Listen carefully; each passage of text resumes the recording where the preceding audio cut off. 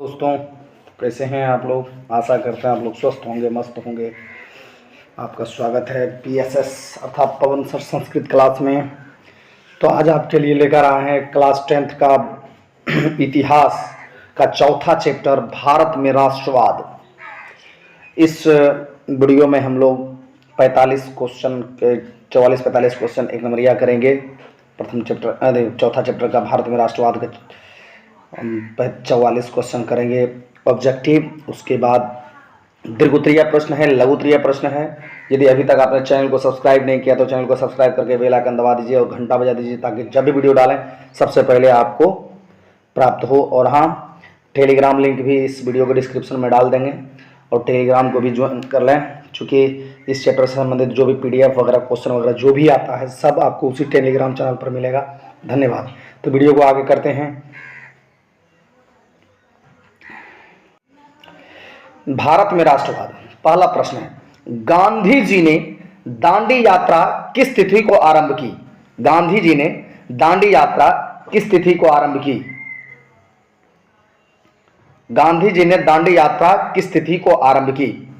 Option A है 12 जनवरी 1930 को, option B है 12 फरवरी 1930 को, ऑप्शन सी है 12 मार्च 1930 को और ऑप्शन डी है 12 अप्रैल 1930 को। तो गांधी जी ने दांडी यात्रा कब प्रारंभ किया है, इसका जवाब हो जाएगा ऑप्शन नंबर सी 12 मार्च 1930 को। Option C is the right answer. 12 मार्च 1930 को। चलिए अगला प्रश्न देखते हैं। गांधी जी ने असहयोग आंदोलन की शुरुआत कब की। गांधी जी ने असहयोग आंदोलन की शुरुआत कब की।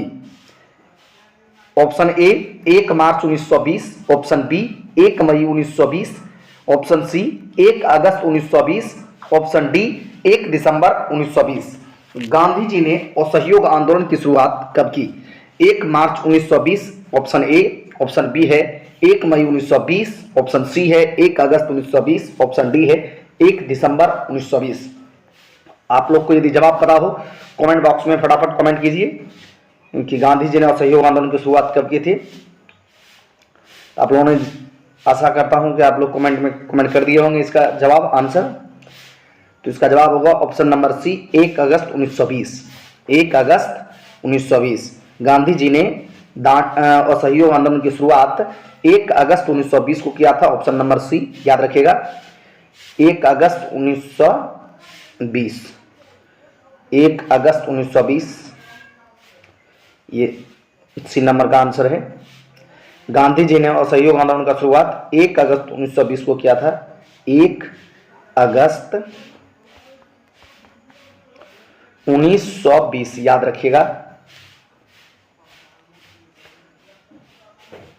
गांधी जी ने सविनय अवज्ञा आंदोलन का आरंभ, गांधी जी ने सविनय अवज्ञा आंदोलन कब प्रारंभ किया था। गांधी जी ने सविनय अवज्ञा आंदोलन प्रारंभ कब किया था। गांधी जी ने सविनय अवज्ञा आंदोलन का आरंभ किस कार्य से किया था। गांधी जी ने सविनय अवज्ञा आंदोलन का आरंभ किस कार्य से किया था। तो इसका जवाब देखिए, ए आमरण अनशन से, ऑप्शन देखिए ए आमरण अनशन से, बी केसरे हिंद का पद वापस करके, सी दांडी यात्रा द्वारा, डी पूर्ण स्वाधीनता दिवस मनाकर। गांधी जी ने सविनय अवज्ञा आंदोलन का आरंभ किस कार्य से किया था। ए आमरण अनशन से, बी केसरी हिंद का पदक वापस कर, सी दांडी यात्रा द्वारा, डी है पूर्ण स्वाधीनता दिवस द्वारा। ऑप्शन बता दिए चारों। आप लोग जवाब फटाफट कमेंट में जवाब कीजिए। आशा करते हैं कि आप लोग कमेंट कर दिए होंगे। इसका जवाब होगा सी दांडी यात्रा द्वारा। सी दांडी यात्रा द्वारा सविनय अवज्ञा आंदोलन का आरंभ दांडी यात्रा द्वारा किया था। नमक कानून जहां पर बना करके गांधी जी ने अंग्रेजों द्वारा बनाए गए नियम को तोड़ा था। अंग्रेजी हुकूमत के पहली बार, अंग्रेजी हुकूमत के खिलाफ पहली बार गांधी जी ने कानून तोड़ने का काम किया था। इस सविनय अवज्ञा आंदोलन का शुरुआत दांडी यात्रा दांडी यात्रा के द्वारा किया था। निम्नलिखित में किस समझौता को दिल्ली समझौता के नाम से जाना जाता है? निम्नलिखित में किस समझौता को दिल्ली समझौता के नाम से जाना जाता है? ऑप्शन ए गांधी इरविन समझौता, ऑप्शन बी गांधी अंबेडकर समझौता, ऑप्शन सी कांग्रेस लीग समझौता, ऑप्शन डी कांग्रेस समाजवादी समझौता। ऑप्शन ए है गांधी इरविन समझौता, बी गांधी अंबेडकर समझौता, सी कांग्रेस लीग समझौता, डी है कांग्रेस समाजवादी समझौता। तो इसका जवाब होगा ये होगा ऑप्शन नंबर ए गांधी इरविन समझौता। निम्नलिखित में किस समझौता को दिल्ली समझौता के नाम से जाना जाता है? तो ऑप्शन ए गांधी इरविन समझौता। इसमें गांधी जी ने द्वितीय गोलमेज सम्मेलन में भाग लेने के लिए बात मान ली थी अंग्रेजों का, और द्वितीय गोलमेज सम्मेलन में इसी समझौता के बाद भाग लिए थे गांधी जी ने। हालांकि ये दूसरी बात है कि गोलमेज सम्मेलन में भाग लेने के बाद भी गांधी जी रीते हाथ लौट के आए थे, और फिर उन्होंने अपना स्वतंत्रता संग्राम की जो लड़ाई थी और हिंसक लड़ाई थी उनको जारी रखा। लेकिन गांधी इरविन समझौता हुआ था, और उसी समय ये हुआ था कि जिन पर भी गंभीर आरोप है उनको छोड़कर बाकी आपकी सभी शर्तें मान ली जाएंगी। और गांधी इरविन समझौता के बाद ही भगत सिंह को भी फांसी हुई थी। तो और गांधी इरविन समझौता के बाद ही गांधी जी ने द्वितीय गोलमेज सम्मेलन में भाग लिया था, और इसीलिए गांधी समझौता को ही दिल्ली समझौता के नाम से भी जाना जाता है। ऑप्शन क्वेश्चन नंबर 5वां प्रश्न है, इंडियन नेशनल कांग्रेस का संस्थापक किसे माना जाता है? इंडियन नेशनल कांग्रेस का संस्थापक किसे माना जाता है? ए आनंद मोहन बोस को, बी दादा भाई नौरोजी को, सी व्योमेश चंद्र बनर्जी को, डी ए ओ ह्यूम को। ए ओ ह्यूम का फुल फॉर्म है एलन ऑक्टेवियन ह्यूम। तो इंडियन नेशनल कांग्रेस का संस्थापक ए ओ ह्यूम को ही माना जाता है। हालांकि ये दूसरी ऑप्शन नंबर डी सही है, इंडियन नेशनल कांग्रेस का संस्थापक ए ओ ह्यूम को माना जाता है। A O Hume, Indian National Congress का संस्थापक ए ओ ह्यूम को माना जाता है, एलन ऑक्टेवियन ह्यूम। ये देखिए ए ओ व्योमेश चंद्र बनर्जी प्रथम अध्यक्ष थे, लेकिन ए ओ ह्यूम को संस्थापक से माना जाता है। ये एक रिटायर्ड अधिकारी थे, सिविल सर्विस वाले अधिकारी थे, जिन्होंने इंडियन नेशनल कांग्रेस का स्थापना किया। व्योमेश चंद्र बनर्जी को पहली बार उसका अध्यक्ष बनाया गया, और दादा भाई नौरोजी ने इंडियन नेशनल कांग्रेस का नाम बदलकर कांग्रेस रखा। भारतीय इंडियन नेशनल कांग्रेस, मतलब कांग्रेस का नाम जो दिया है दादा भाई नौरोजी ने ही दिया है। व्योमेश चंद्र बनर्जी प्रथम अध्यक्ष थे। ए ओ ह्यूम इनके वास्तविक संस्थापक थे, और ये इनका स्थापना, जो इंडियन नेशनल कांग्रेस का स्थापना हुआ था, शुरुआती दौर में तो ये अंग्रेजों के ही इशारे पर चलने वाला एक पार्टी कहा गया, लेकिन आगे चलकर इसी पार्टी के माध्यम से, इसी दल के माध्यम से, इसी संगठन के माध्यम से भारत को आज़ादी मिली, क्योंकि सारे बड़े बड़े नेता जो थे इसी दल में थे। समय बदलता गया, आगे चल के आप देखेंगे कि कांग्रेस में भी विभाजन हुआ और गरम दल नरम दल बना, दो पार्टी। फिर वो तिलक और एनी बेसेंट के मदद से, तिलक और एनी बेसेंट के सूझबूझ चतुराई के कारण फिर 1916 में फिर दोनों में मिलन हुआ। नरम दल गरम दल दोनों एक मंच पर आए, और ये लड़ाई चलती रही, और संपूर्ण आज़ादी की लड़ाई इसी पार्टी के माध्यम से चली है। तो इंडियन नेशनल कांग्रेस का संस्थापक किसे माना जाता है? ए ओ ह्यूम को। 6वां प्रश्न है, आर्म्स एक्ट किसने लागू किया था? आर्म्स एक्ट किसने लागू किया था? A Lord Dalhousie, B Lord Canning, C Lord Lytton ने, डी लॉर्ड रिपन ने। आर्म्स एक्ट किसने लागू किया था? आर्म्स एक्ट किसने लागू किया था? ए डलहौजी, बी कैनिंग, सी लिटन ने, डी रिपन ने।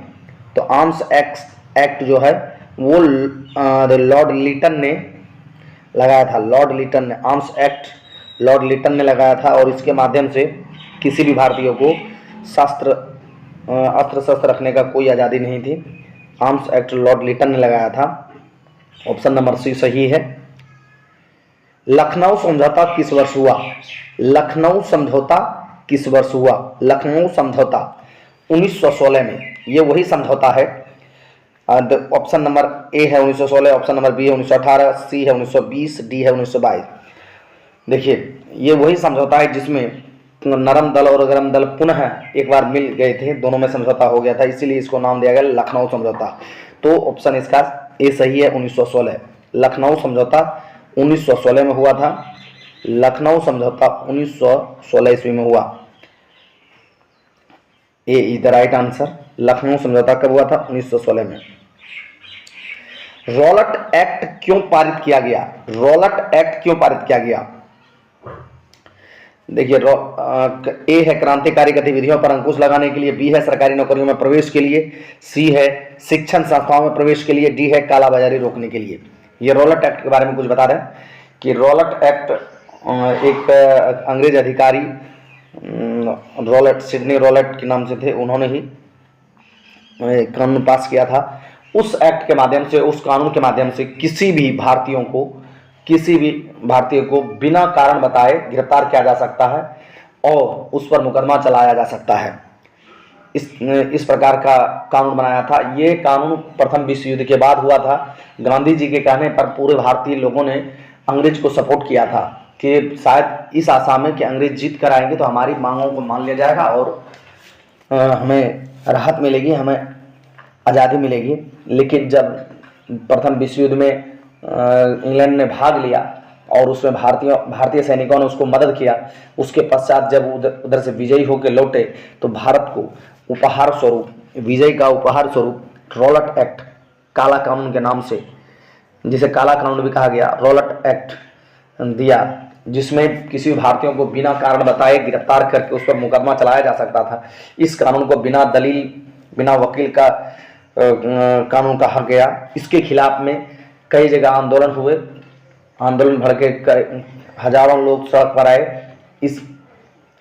इसी क्रम में एक डॉक्टर सत्यपाल और डॉक्टर किचलू को गिरफ्तार कर लिया गया था। उन्हीं के विरोध में एक जलियांवाला बाग हत्याकांड हुआ था। जलियांवाला बाग में एक अमृतसर में जलियांवाला बाग में एक आम सभा हो रही थी जिसमें हजारों बड़े बूढ़े, बच्चे, नौजवान, महिला, स्त्री, पुरुष सभी भाग ले रहे थे।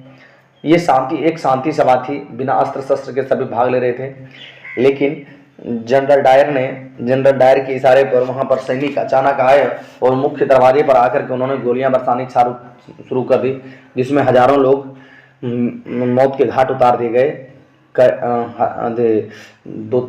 हजारों लोग मौत के घाट उतार दिए गए और कई लोग तो उस कुआं में डूब के मर गए। कितने कुएं में गिर गए। बीच जलियांवाला बाग में कुआं था, जान बचाने के लिए कुआं में कूद गए क्योंकि मुख्य गेट पर आके ही गोली चला रहे थे वो लोग। तो इस तरह में वहाँ एक नरसंहार हुआ, जलियांवाला बाग हत्याकांड के नाम से जाना गया, जिसका घोर भर्त्सना हुई, घोर आलोचना हुई और उसी एक्ट को रॉलट एक्ट कहा गया। तो जानते हैं कि रॉलट एक्ट क्यों पारित किया गया था? रॉलट एक्ट क्यों पारित किया गया था? तो अब रॉलट एक्ट क्रांतिकारी गतिविधियों पर अंकुश लगाने के लिए किया गया था। अंग्रेज को डर था कि भारतीय लोग उनके खिलाफ जरूर कुछ बड़ा करने जा रहे हैं और समय समय पर आंदोलन होते रहते थे, क्रांतिकारियों द्वारा कुछ ना कुछ घटना का अंजाम दिया जा रहा था। तो इसी को रोकने के लिए उन्होंने एक काला कानून पास किया था। तो इस तरह से इसका जवाब ए सही है। ए इज द राइट आंसर। क्रांतिकारी गतिविधियों पर रोक लगाने के लिए ए सही जवाब है। चलिए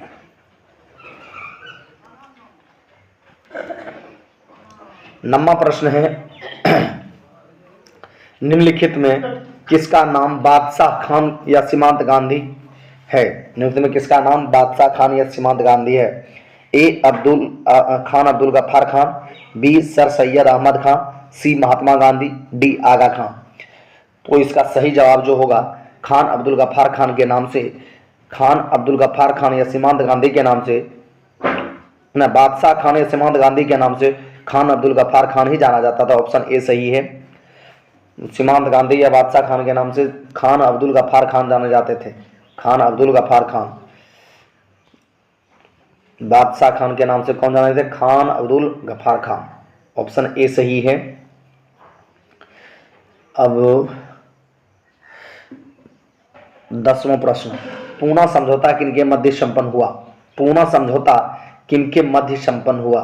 पूना समझौता किनके मध्य संपन्न हुआ? ए गांधी और जिन्ना के बीच, बी गांधी और अंबेडकर के बीच, सी परिवर्तनवादियों और अपरिवर्तनवादियों के बीच, डी तिलक और लाला लाजपत राय के बीच। गांधी पूना समझौता किनके मध्य संपन्न हुआ? पूना समझौता किनके बीच संपन्न हुआ? ए गांधी और जिन्ना के बीच, बी गांधी और अंबेडकर के बीच, सी परिवर्तनवादियों और अपरिवर्तनवादियों के बीच, डी तिलक और लाला लाजपत राय के बीच। तो इसका जवाब हो जाएगा गांधी और जिन्ना के बीच। ए इज द राइट आंसर। ए सही जवाब है। पूना समझौता गांधी और मोहम्मद अली जिन्ना के बीच हुआ था। ये वही जिन्ना है जिनके कारण पाकिस्तान का जन्म हुआ। चलिए, इसका सही जवाब होगा ए गांधी समझौता, पूना समझौता गांधी और जिन्ना के बीच हुआ था। चलिए, जलियांवाला बाग हत्याकांड के उपरांत किसका गठन किया गया? जलियांवाला बाग हत्याकांड के उपरांत किसका गठन किया गया? जलियांवाला बाग हत्याकांड के उपरांत किसका गठन किया गया? ऑप्शन ए डायर समिति, ऑप्शन बी मॉन्टेग्यू समिति, ऑप्शन सी चैम्सफोर्ड समिति, ऑप्शन डी हंटर समिति। तो जलियांवाला बाग हत्याकांड के उपरांत, मतलब जलियांवाला बाग हत्याकांड के बाद हंटर समिति का गठन किया गया। किस समिति का?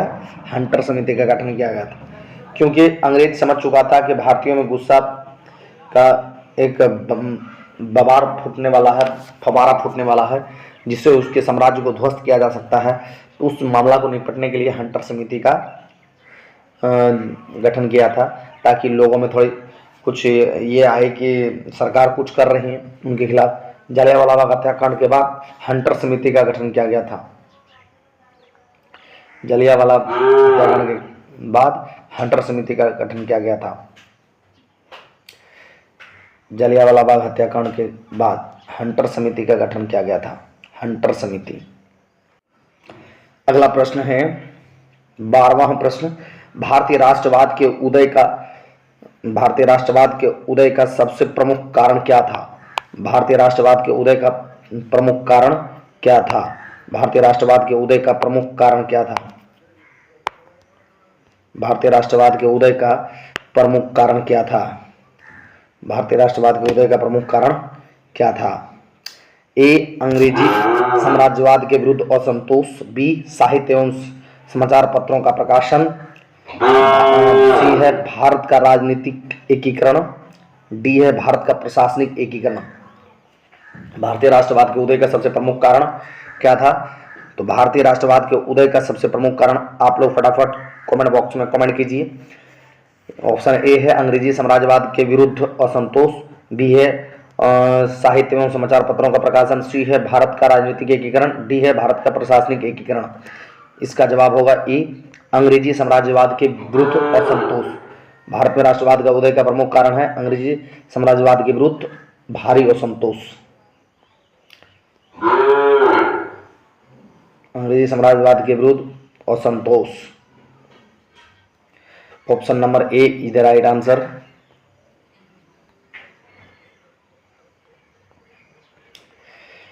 अब 13वां प्रश्न है, गांधी ने साबरमती आश्रम की स्थापना क्यों की थी? गांधी ने साबरमती आश्रम की स्थापना क्यों की थी? ए नमक कानून भंग करने के उद्देश्य से, बी ब्रिटिश अधिकारियों के विद्रोह करने हेतु, सी व्यापारियों के विद्रोह हेतु, डी उद्योगपतियों के विद्रोह हेतु। आप लोग कमेंट बॉक्स में फटाफट आंसर कीजिए, इसका जवाब कीजिए। गांधी ने साबरमती आश्रम की स्थापना क्यों की थी? ए नमक कानून भंग करने के उद्देश्य से, बी ब्रिटिश अधिकारियों के विद्रोह करने के उद्देश्य से, सी व्यापारियों के विद्रोह हेतु, डी उद्योगपतियों के विद्रोह हेतु।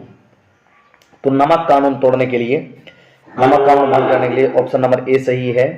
गांधी जी ने साबरमती आश्रम की स्थापना नमक कानून तोड़ने के लिए किया था, नमक कानून तोड़ने के लिए, ये सही जवाब है। गांधी जी ने साबरमती आश्रम का स्थापना नमक कानून तोड़ने के लिए किया था। रंपा विद्रोह कब हुआ? रंपा विद्रोह कब हुआ? रंपा विद्रोह कब हुआ? रंपा विद्रोह ए 1916, बी 1917, सी 1918, डी 1919। रंपा विद्रोह 1916 में हुआ। रंपा विद्रोह 1916 में हुआ। रंपा विद्रोह 1916 में हुआ, ये सही है। रंपा विद्रोह के बारे में कुछ बताना चाहेंगे? रंपा विद्रोह 1916 में हुआ था। रंपाओं का विद्रोह यह आंध्र प्रदेश में हुआ था। ये रंपा विद्रोह जो हुआ था आंध्र प्रदेश में हुआ था। रंपा विद्रोह आंध्र प्रदेश में हुआ था और रंपा विद्रोह का जो जनक था, नेतृत्वकर्ता, वो सीताराम राजू था। सीताराम राजू।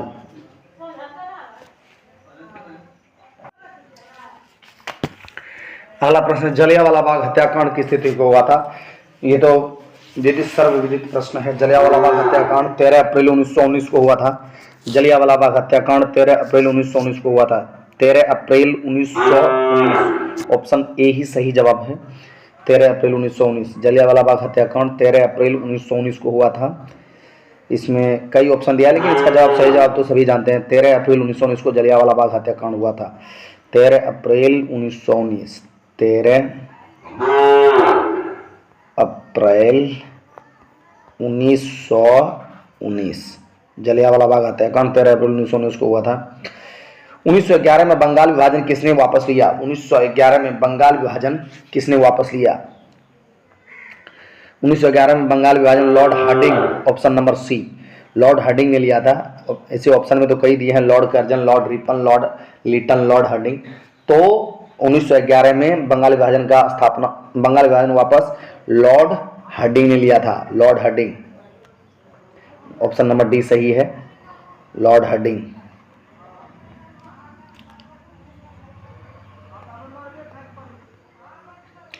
बंगाल 1911 में बंगाल विभाजन वापस लिया था लॉर्ड हार्डिंग ने।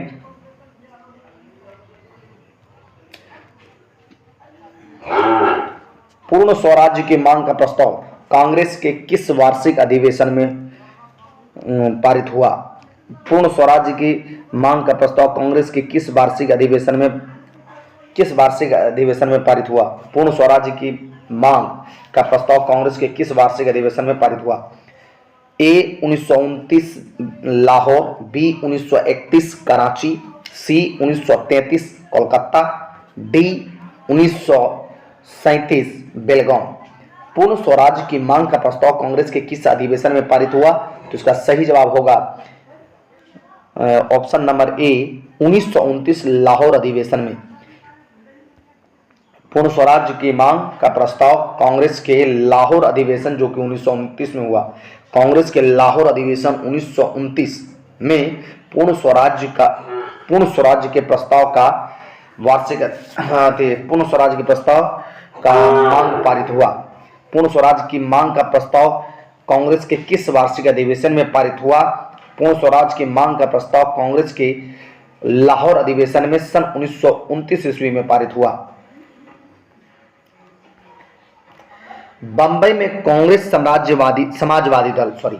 बंबई में कांग्रेस समाजवादी दल की स्थापना कब हुई? बंबई में कांग्रेस समाजवादी दल की स्थापना कब हुई? ए 1933, बी 1934, सी 1935, डी 1926। बंबई में कांग्रेस समाजवादी दल की स्थापना कब हुई? बंबई में कांग्रेस समाजवादी दल की स्थापना 1934 ईस्वी में हुआ। बी 1934, इधर राइट आंसर बी सही जवाब है। बी सही जवाब है इसका।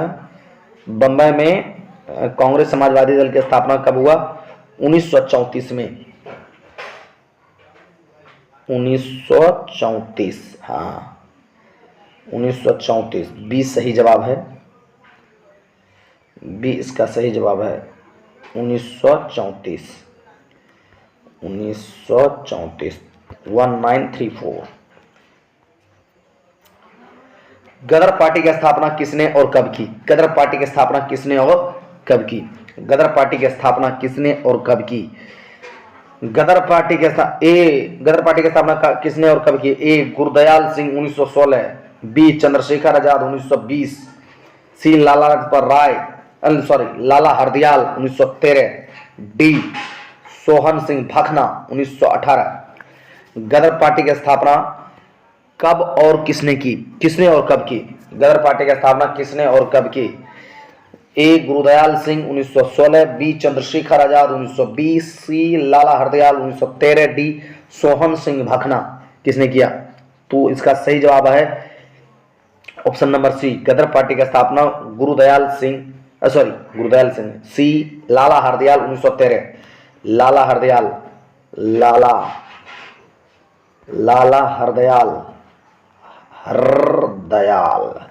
लाला हरदयाल ने कब किया? 1913 में। तो गदर पार्टी की स्थापना कब हुआ? गदर पार्टी की स्थापना 1913 में हुआ। गदर पार्टी की स्थापना 1913 में हुआ, लाला हरदयाल के हाथों। ऑप्शन नंबर सी सही है। राष्ट्र स्वयं सेवक संघ की स्थापना कब और किसने की? राष्ट्र स्वयं सेवक संघ की स्थापना कब और किसने की? ये वही राष्ट्र स्वयं सेवक संघ है जिसको हम लोग आज आरएसएस कहते हैं शॉर्ट फॉर्म में। राष्ट्र स्वयं सेवक संघ की स्थापना कब और किसने की? ए 1930 गुरु गोवलकर ने, बी 1925 के बी हेडगेवार ने, सी 1926 चितरंजन दास ने, डी 1928 लालचंद ने। तो राष्ट्र स्वयं सेवक संघ की स्थापना किसने कब और किसने की? राष्ट्र स्वयं सेवक संघ की स्थापना 1925 के बी हेडगेवार ने किया।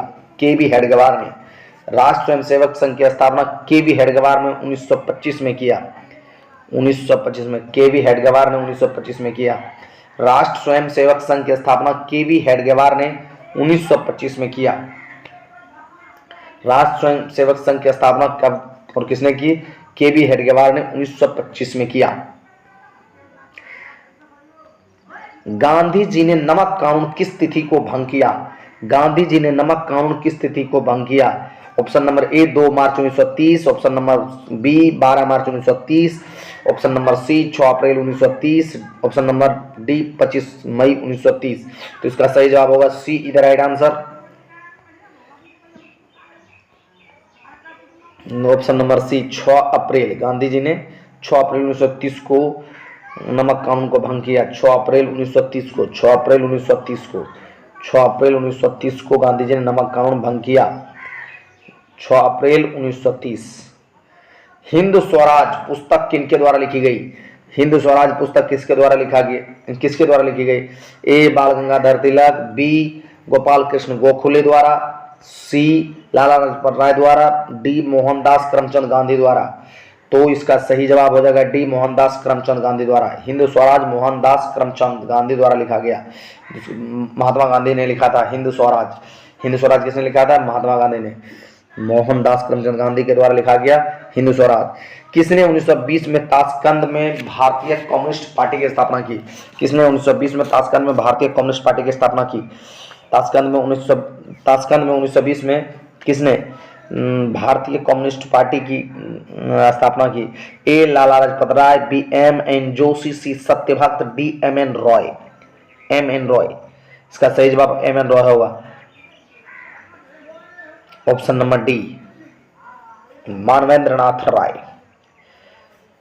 इसने ही 1920 में एम एन रॉय ने ही 1920 में ताशकंद में भारतीय कम्युनिस्ट पार्टी की स्थापना की थी। भारतीय कम्युनिस्ट पार्टी की स्थापना 1920 में मानवेंद्रनाथ रॉय एम एन रॉय ने किया था।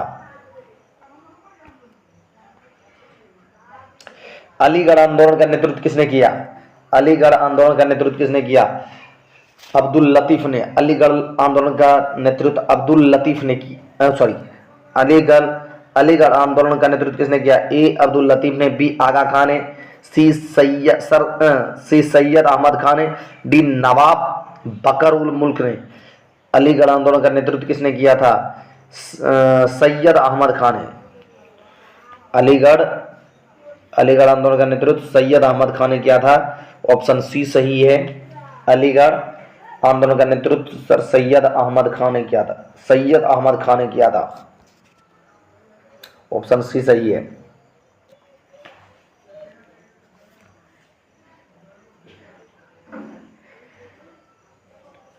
वेदों की ओर लौट चलो का नारा किसने दिया था? वेदों की ओर लौट चलो का नारा किसने दिया था? वेदों की ओर लौट चलो का नारा किसने दिया था? वेदों की ओर लौट चलो का नारा किसने दिया था? वेदों की ओर लौट चलो का नारा किसने दिया था? ए दयानंद सरस्वती, बी राजा राम मोहन राय, सी विवेकानंद, स्वामी विवेकानंद, डी रामकृष्ण परमहंस। वेदों की ओर लौट चलो किसने नारा दिया था? ए दयानंद सरस्वती, बी राजा राम मोहन राय, सी स्वामी विवेकानंद ने, डी रामकृष्ण परमहंस ने। वेदों की ओर लौट चलो स्वामी दयानंद सरस्वती ने नारा दिया था। Option A, option A Swami Dayanand Saraswati. इनके बारे में स्वामी दयानंद सरस्वती के बारे में, जीवनी के बारे में ज़्यादा कुछ जानना है तो आप लोग इसी चैनल पर कौन सा संस्कृत क्लास में प्लेलिस्ट जो संस्कृत का जो होगा उसका वीडियो देखिए। उसमें स्वामी विवेकानंद के बारे में स्वामी दयानंद सरस्वती के बारे में एक चैप्टर दिया गया है। उसको आराम से उस वीडियो को आप देख सकते हैं। प्लेलिस्ट में उस वीडियो को दे दिया गया है, संस्कृत के प्लेलिस्ट में मिल जाएगा। वेदों की ओर लौट चलो का नारा स्वामी दयानंद सरस्वती ने दिया था। स्वराज दल के अध्यक्ष कौन थे? स्वराज दल के अध्यक्ष मोतीलाल नेहरू थे। स्वराज दल के अध्यक्ष मोतीलाल नेहरू थे। स्वराज दल के अध्यक्ष मोतीलाल नेहरू थे। बी सही जवाब है। इसे ऑप्शन तो दिया है जवाहरलाल नेहरू, मोतीलाल नेहरू, मदन मोहन मालवीय, डी है चित्तरंजन दास। तो इसका जवाब बी सही है, मोतीलाल नेहरू। स्वराज दल के अध्यक्ष मोतीलाल नेहरू थे। स्वराज दल के अध्यक्ष मोतीलाल नेहरू थे। स्वराज दल के अध्यक्ष कौन थे? मोतीलाल नेहरू। स्वराज दल के अध्यक्ष कौन थे? तो स्वराज दल के अध्यक्ष थे मोतीलाल नेहरू। स्वराज दल के अध्यक्ष थे मोतीलाल नेहरू। किस तिथि को पूर्ण स्वतंत्रता दिवस घोषित किया गया? किस तिथि को पूर्ण स्वतंत्रता दिवस घोषित किया गया? ए, ऑप्शन ए 31 दिसंबर 1929 को, बी 26 जनवरी 1930 को, सी 12 मार्च 1930 को, डी 1 मार्च 1932 को। किस तिथि को पूर्ण स्वतंत्रता दिवस घोषित किया गया था? तो 26 जनवरी 1930 को। 26 जनवरी 1930 को।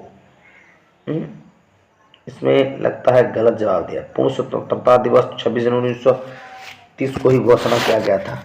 इसका आंसर डी जो है दिया गया है, ये गलत है। तो इसका सही जवाब होगा ऑप्शन नंबर बी। एक सेकेंड, इनका जो दिया है जवाब इनको कट कर दें।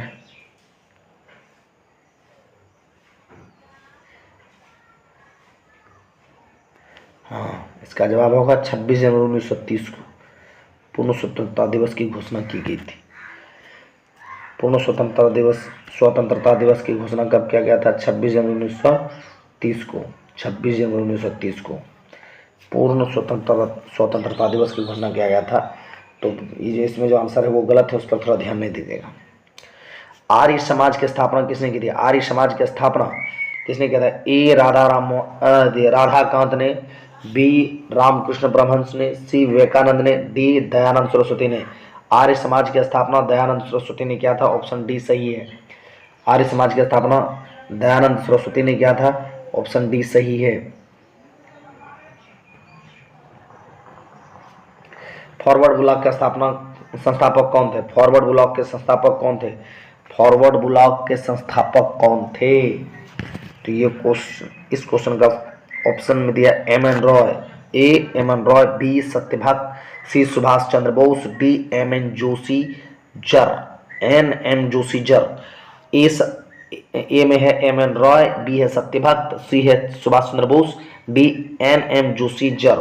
तो इसका सही जवाब होगा Subhash Chandra Bose. C is the right answer. Forward bloc का संस्थापक सुभाष चंद्र बोस ही थे।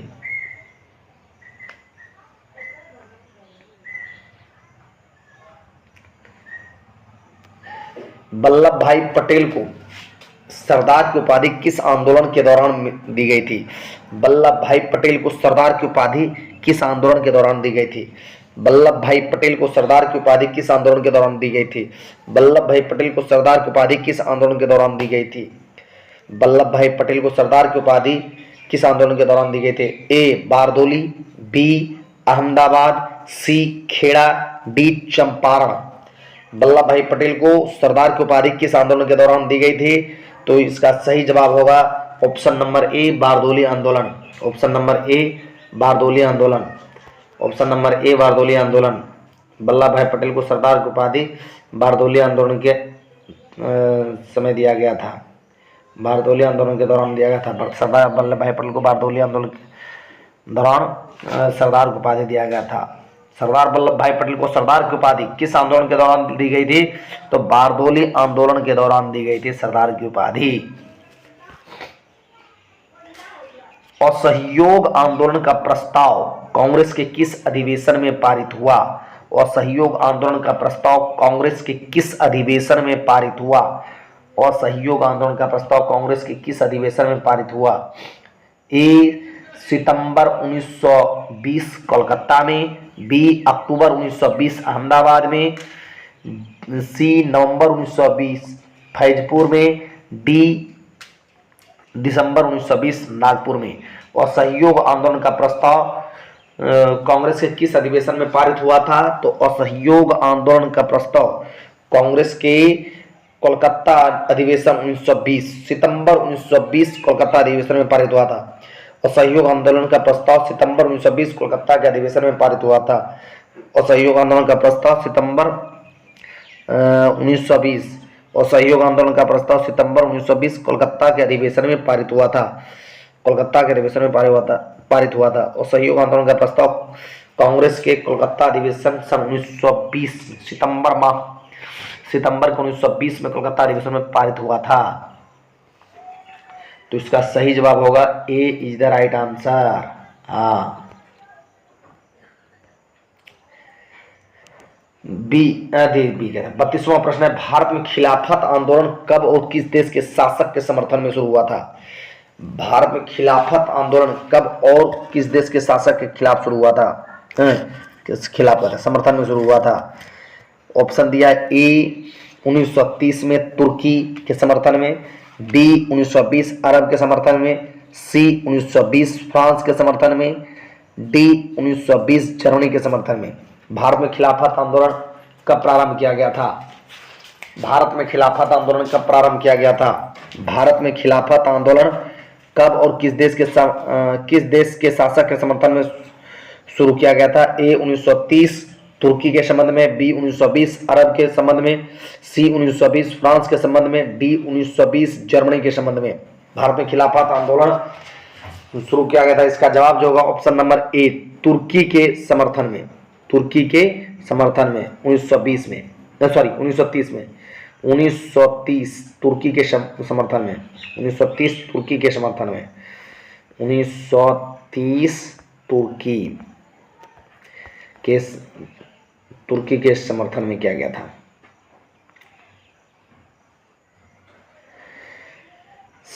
श्रमिक विवाद अधिनियम कब बनाया गया? श्रमिक विवाद अधिनियम कब बनाया गया? श्रमिक विवाद अधिनियम कब बनाया गया? श्रमिक विवाद अधिनियम ऑप्शन है ए 1920, बी 1926, सी 1928, डी 1929। तो इसका जवाब होगा 1929, D 1929, D is the right answer. श्रमिक विवाद अधिनियम कब बनाया गया? श्रमिक विवाद अधिनियम 1929 में बनाया गया था, डी 1929 में। श्रमिक विवाद अधिनियम 1929 में ही बनाया गया था। श्रमिक विवाद अधिनियम 1929 में बनाया गया था। श्रमिक विवाद अधिनियम 1929 में बनाया गया था, 1929 में बनाया गया था। श्रमिक विवाद अधिनियम 1929 में बनाया गया था। अली मुसालियार होता है, अली मुसालियार ने किस विद्रोह का नेतृत्व किया? अली मुदालियार ने किस विद्रोह का नेतृत्व किया? अली मुदालियार ने किस विद्रोह का नेतृत्व किया? ए रंपा विद्रोह, बी खोंड विद्रोह, ए रंपा विद्रोह, बी खोंड विद्रोह, सी संथाल विद्रोह, डी मोपला विद्रोह। अली मुसालियार ने किस विद्रोह का नेतृत्व किया? ऑप्शन ए रंपा विद्रोह, ऑप्शन बी खोंड विद्रोह, ऑप्शन सी संथाल विद्रोह, ऑप्शन डी मोपला विद्रोह। तो अली मुसलियार ने मोपला विद्रोह, ऑप्शन डी सही है, मोपला विद्रोह का नेतृत्व किया। अली मुदलियार ने मोपला विद्रोह का नेतृत्व किया, मोपला विद्रोह का नेतृत्व किया। अली मुदलियार ने मोपला विद्रोह का नेतृत्व किया? ऑप्शन डी सही है। अली मुदय्यार ने मोपला विद्रोह का नेतृत्व किया, ऑप्शन डी सही है। अगला प्रश्न देखते हैं, खलीफा पद की समाप्ति तुर्की में कब संपन्न की गई? खलीफा पद की समाप्ति तुर्की में कब संपन्न की गई? खलीफा पद की समाप्ति तुर्की में कब संपन्न की गई? ए 1924 में, बी 1930 में, सी 1919 में, डी 1920 में। खलीफा पद की समाप्ति तुर्की में कब शुरू किया गया था? 1924 में। ए ऑप्शन नंबर ए सही जवाब है। खलीफा पद की समाप्ति तुर्की में 1924 में हुआ। खलीफा पद की समाप्ति तुर्की में 1924 में किया गया। खलीफा पद की समाप्ति तुर्की में 1924 ईस्वी में किया गया। खलीफा पद की समाप्ति तुर्की में कब संपन्न की गई? 1924 में। खलीफा पद की समाप्ति तुर्की में 1924 में संपन्न की गई। 1924 में। भारतीय कम्युनिस्ट पार्टी की स्थापना किसने की? भारतीय कम्युनिस्ट पार्टी की स्थापना किसने की? भारतीय कम्युनिस्ट पार्टी की स्थापना किसने की? एम.एन. रॉय, पी.एन. राय, पी.सी. राय, ए.के. सेन। तो भारतीय कम्युनिस्ट पार्टी की स्थापना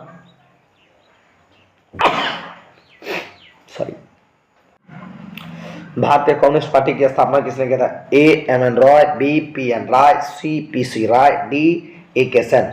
तो भारतीय कम्युनिस्ट पार्टी की स्थापना एम.एन. राय ने किया था। एम.एन. राय ने की थी। भारतीय कम्युनिस्ट पार्टी की स्थापना एम.एन. राय ने की थी। 37वां प्रश्न है, दक्षिण अफ्रीका से गांधी जी किस वर्ष भारत वापस आए? दक्षिण अफ्रीका से गांधी जी किस वर्ष भारत वापस आए? दक्षिण अफ्रीका से गांधी जी किस वर्ष भारत वापस आए? दक्षिण अफ्रीका से गांधी जी किस वर्ष भारत वापस आए? ए 1891 में,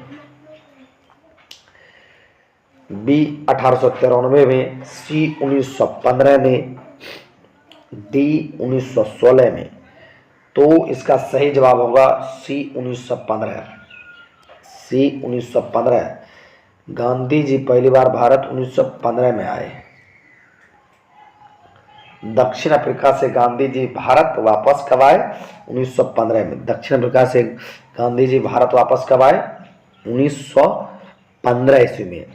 दक्षिण अफ्रीका से गांधी जी भारत कब आए? 1915 ईस्वी में। सी सही जवाब है इसका। तो सही जवाब सी होगा। 1915 में वापस आए। गांधी जी ने किस गोलमेज सम्मेलन में भाग लिया? गांधी जी ने किस गोलमेज सम्मेलन में भाग लिया? गांधी जी ने किस गोलमेज सम्मेलन में भाग लिया? ए प्रथम, बी द्वितीय, सी तृतीय, डी चतुर्थ। मतलब गांधी जी ने किस गोलमेज सम्मेलन में भाग लिया? पहला, दूसरा, तीसरा, चौथा। ऑप्शन बी है ए बी सी डी। ए पहला, बी दूसरा, सी तीसरा और डी चौथा। गांधी जी ने किस गोलमेज सम्मेलन में भाग लिया? तो बता दें, गांधी जी ने दूसरे गोलमेज सम्मेलन में भाग लिया था, जिसमें रीते हाथ वापस आए थे। द्वितीय गोलमेज सम्मेलन में भाग लिए थे। गांधी जी ने द्वितीय गोलमेज सम्मेलन में भाग लिया था। गांधी जी ने द्वितीय गोलमेज सम्मेलन में भाग लिया था। गांधी जी ने द्वितीय गोलमेज सम्मेलन में भाग लिया था। गांधी जी ने द्वितीय गोलमेज सम्मेलन में भाग लिया था। गांधी जी ने द्वितीय गोलमेज सम्मेलन में भाग लिया था। साइमन आयोग किस वर्ष भारत आया था? साइमन आयोग किस वर्ष भारत आया था? साइमन आयोग किस वर्ष भारत आया था? ए 1922, बी 1924, सी 1927, डी 1928। साइमन आयोग किस वर्ष भारत आया था? ए 1922, बी 1924, सी 1927, डी 1928। साइमन आयोग 1928 में भारत आया था। ऑप्शन नंबर डी सही है। साइमन आयोग 1928 में भारत आया था। ऑप्शन नंबर डी सही है। साइमन आयोग कब भारत आया था? साइमन आयोग 1928 में भारत आया था। ऑप्शन नंबर डी सही है। साइमन आयोग 1928 में भारत आया था।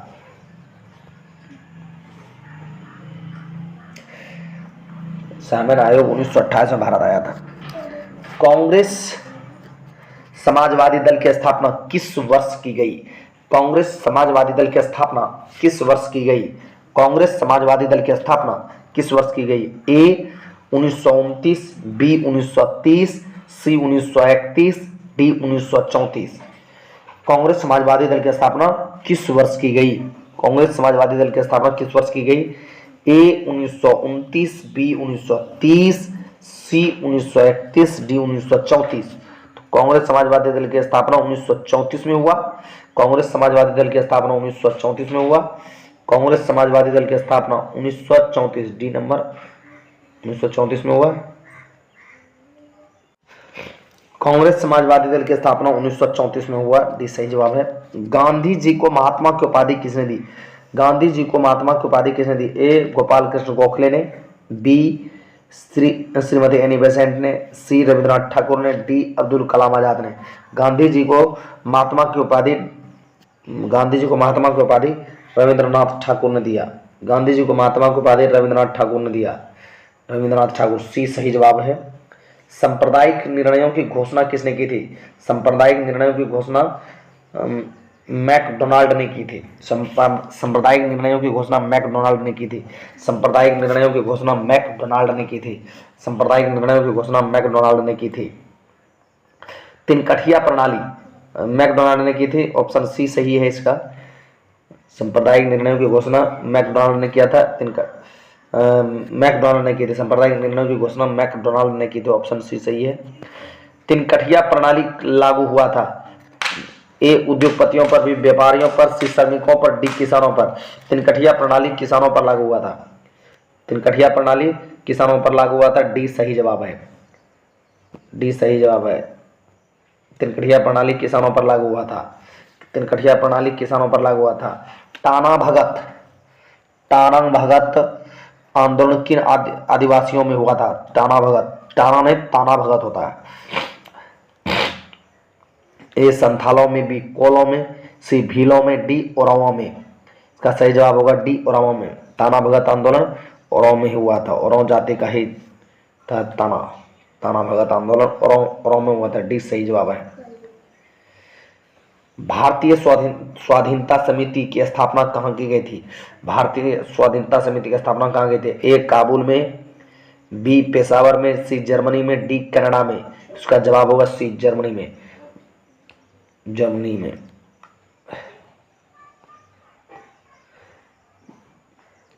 भारतीय स्वाधीनता समिति की स्थापना जर्मनी में की गई थी। भारतीय स्वाधीनता समिति की स्थापना जर्मनी में की गई थी।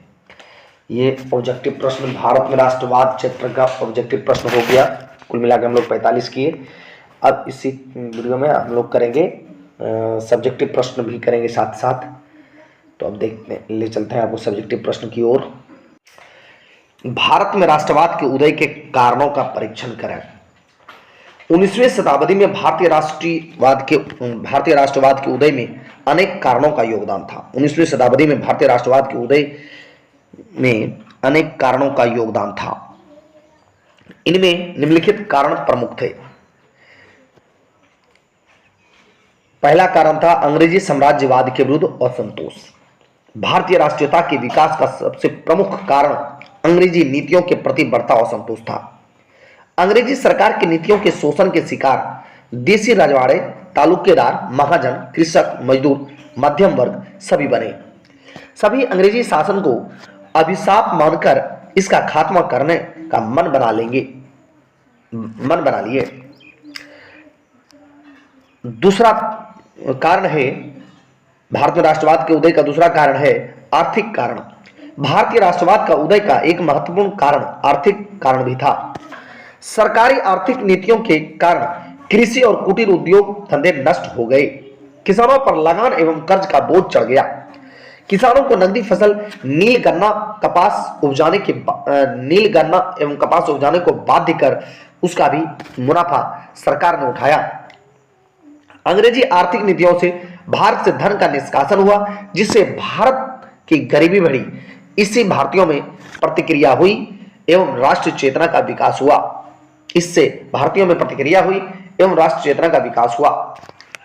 तीसरा कारण है अंग्रेजी शिक्षा का प्रसार। 19वीं शताब्दी में भारत में अंग्रेजी शिक्षा का प्रचार ने 19वीं शताब्दी में भारत में अंग्रेजी शिक्षा के प्रचार ने भारतीयों की मानसिक जड़ता समाप्त कर दी। वे भी अब अमेरिकी स्वतंत्रता संग्राम, फ्रांस एवं यूरोप की अन्य महान क्रांतियों से परिचित हुए। रूसो, वाल्टेयर, मैसनी, गैरिबाल्डी जैसे दार्शनिकों एवं क्रांतिकारियों के विचारों का प्रभाव उन पर पड़ा। और चौथा कारण है भारत में राष्ट्रवाद के उदय का चौथा कारण है सामाजिक धार्मिक सुधार आंदोलन का प्रभाव। 19वीं शताब्दी के सामाजिक धार्मिक सुधार आंदोलन में 19वीं शताब्दी के सामाजिक धार्मिक सुधार आंदोलन ने भी राष्ट्रीयता की भावना विकसित की। 19वीं शताब्दी के सामाजिक धार्मिक सुधार आंदोलन ने भी राष्ट्रीयता की भावना विकसित की। ब्रह्म समाज, आर्य समाज, प्रार्थना समाज, रामकृष्ण मिशन एकता, समानता एवं स्वतंत्रता की भावना जागृत की तथा भारतीयों में आत्मसम्मान, गौरव एवं राष्ट्रीयता की भावना का विकास करने में योगदान किया। पांचवा कारण है राजनीतिक कारण। भारत में अंग्रेजों ने उग्र साम्राज्यवादी नीति अपनाई। वारेन हेस्टिंग्स से लेकर लॉर्ड डलहौजी ने यन के प्रकार देशी रियासतों को अपना अधीनस्थ बना लिया। 1857 के विद्रोह के बाद महारानी विक्टोरिया ने सभी देशी राज्यों की अंग्रेजी अधिसत्ता में ले लिया, सभी देशी राज्यों को अंग्रेजी अधिसत्ता में ले लिया। इससे एक प्रकार से भारत का राजनीति एवं प्रशासनिक एकीकरण हुआ। लॉर्ड डलहौजी द्वारा रेल, डाक, तार की व्यवस्था से आवागमन और संचार की सुविधा बढ़ गई। इससे संपूर्ण भारत में स्थानीयता की भावना के स्थान पर राष्ट्रीयता की भावना बढ़ी। इस प्रकार भारत में राष्ट्रवाद के उदय के महत्वपूर्ण 5 कारण हैं, जो कि आपने ऊपर सुना। भारतीय राष्ट्र आंदोलन में गांधी जी के योगदान की विवेचना करें। भारतीय राष्ट्र आंदोलन में गांधी जी के योगदानों की विवेचना करें।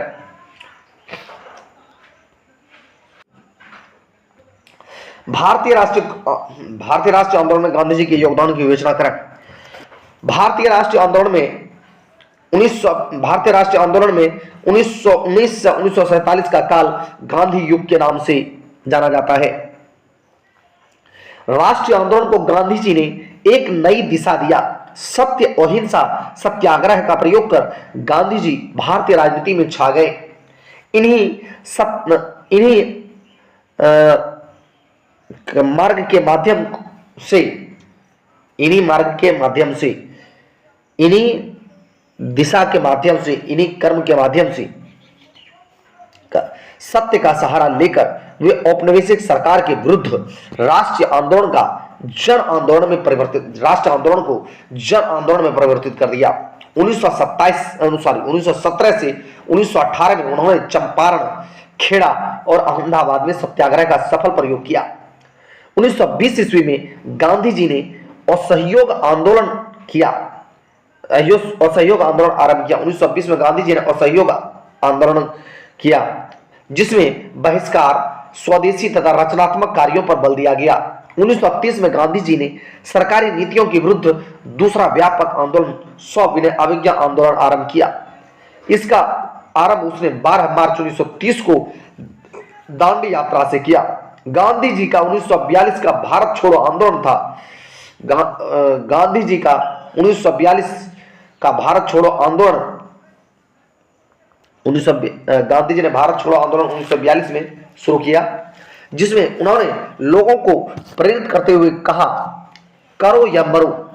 जिन्होंने 1942 में भारत छोड़ो आंदोलन में ही गांधी जी ने करो या मरो का नारा देते हुए, करो या मरो का मंत्र देते हुए लोगों को कहा, देश के लिए यही समय है कुछ करने का। यदि कुछ नहीं कर सकते हो तो लड़ते हुए देश के लिए मर जाना ही बेहतर है। गांधी जी के सतत प्रयत्नों के परिणाम स्वरूप ही 15 अगस्त 1947 को भारत को आजादी प्राप्त हुई।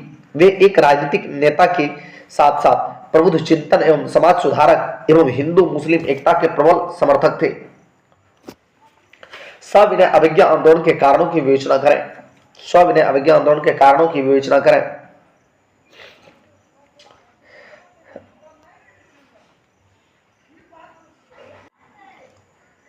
ब्रिटिश औपनिवेशिक सत्ता के खिलाफ गांधी जी के नेतृत्व में 1930 में शुरू किया गया सविनय अवज्ञा आंदोलन का महत्वपूर्ण कारण निम्नलिखित थे। पहला कारण था Simon commission. Sir John Simon की अध्यक्षता में बनाया गया यह 7 सदस्य आयोग था जिसके सभी सदस्य अंग्रेज थे। भारत में साइमन कमीशन के विरोध का मुख्य कारण कमीशन में एक भी भारतीयों को नहीं रखा जाना था। भारत के स्वशासन के संबंध में निर्णय विदेशियों द्वारा किया जाना था। मतलब साइमन कमीशन ने जो कमेटी बनाई थी, तो उसने उसमें उस कमेटी में 7 सदस्य रखे थे और 7 के 7 अंग्रेजी थे। इन लोगों का कहना था भारतीयों के भविष्य का निर्णय क्या अंग्रेज करेंगे। भारत में साइमन कमीशन के विरोध का मुख्य कारण कमीशन में एक भी भारतीयों को नहीं रखा जाना था। लोगों का मानना था कि भारत के स्वशासन के संबंध में क्या निर्णय विदेशियों द्वारा लिया जाएगा, इसी के विरोध में था। दूसरा कारण नेहरू रिपोर्ट। कांग्रेस ने फरवरी 1928 में दिल्ली में एक सर्वदलीय सम्मेलन का आयोजन किया। समिति ने ब्रिटिश सरकार से डोमिनियन स्टेट की दर्जा देने की मांग की। यद्यपि नेहरू रिपोर्ट स्वीकृत नहीं हो सका, लेकिन सांप्रदायिकता की भावना उभर कर सामने आई, अतः गांधी जी ने इससे निपटाने के लिए सविनय अवज्ञा का कार्यक्रम पेश किया। तीसरा पॉइंट है विश्वव्यापी आर्थिक मंदी। 1929-30 की विश्वव्यापी आर्थिक मंदी का प्रभाव भारत की अर्थव्यवस्था पर भी बहुत बुरा पड़ा। भारत का निर्यात कम हो गया, लेकिन अंग्रेजों ने भारत से धन का निष्कासन बंद नहीं किया। पूरे देश का वातावरण सरकार के खिलाफ था। इस प्रकार सविनय अवज्ञा आंदोलन हेतु एक उपयुक्त अवसर दिखाई पड़ा। चौथा कारण था समाजवाद का बढ़ता प्रभाव। इस समय कांग्रेस के युवा वर्ग के बीच मार्क्सवादी एवं समाजवादी विचार तेजी से फैल रहे थे।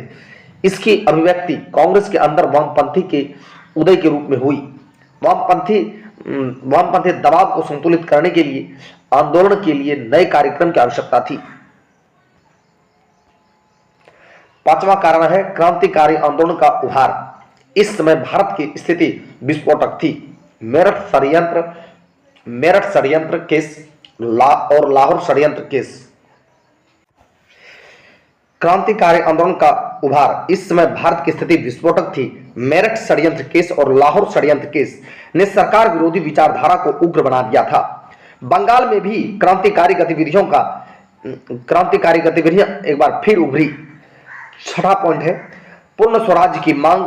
दिसंबर 1929 के कांग्रेस के लाहौर अधिवेशन में पूर्ण स्वराज्य की मांग की गई। 26 जनवरी 1930 को पूर्ण स्वतंत्रता दिवस मनाने की घोषणा के साथ ही पूरे देश में उत्साह की एक नई लहर जागृत हुई। सातवां पॉइंट है गांधी जी का समझौतावादी रुख। आंदोलन प्रारंभ करने से पूर्व गांधी ने वायसराय लॉर्ड इरविन के समक्ष अपनी 11 सूत्री मांग को रखा, परंतु इरविन ने मांग मानना तो दूर गांधी से मिलने से भी इनकार कर दिया। सरकार का दमन चक्र तेजी से चल रहा था, अतः बाध्य होकर गांधी जी ने अपना आंदोलन दांडी मार्च आरंभ करने का निश्चय किया। इस प्रकार सविनय अवज्ञा आंदोलन के प्रमुख 7 कारण हैं। सविनय अवज्ञा आंदोलन के प्रमुख 7 कारण हैं। पहला है साइमन कमीशन, दूसरा है नेहरू रिपोर्ट, तीसरा विश्वव्यापी आर्थिक मंदी, चौथा है समाजवाद का बढ़ता प्रभाव, पांचवा है क्रांतिकारी आंदोलनों का उभार, छठा है पूर्ण स्वराज की मांग और सातवां और अंतिम है गांधी जी का समझौतावादी रुख। चौथा प्रश्न है असहयोग आंदोलन के कारण एवं परिणामों का वर्णन करें। महात्मा गांधी के नेतृत्व में प्रारंभ किया गया प्रथम जन आंदोलन असहयोग आंदोलन था। इस आंदोलन के प्रमुख कारण निम्नलिखित थे। पहला कारण है रॉलेट कानून।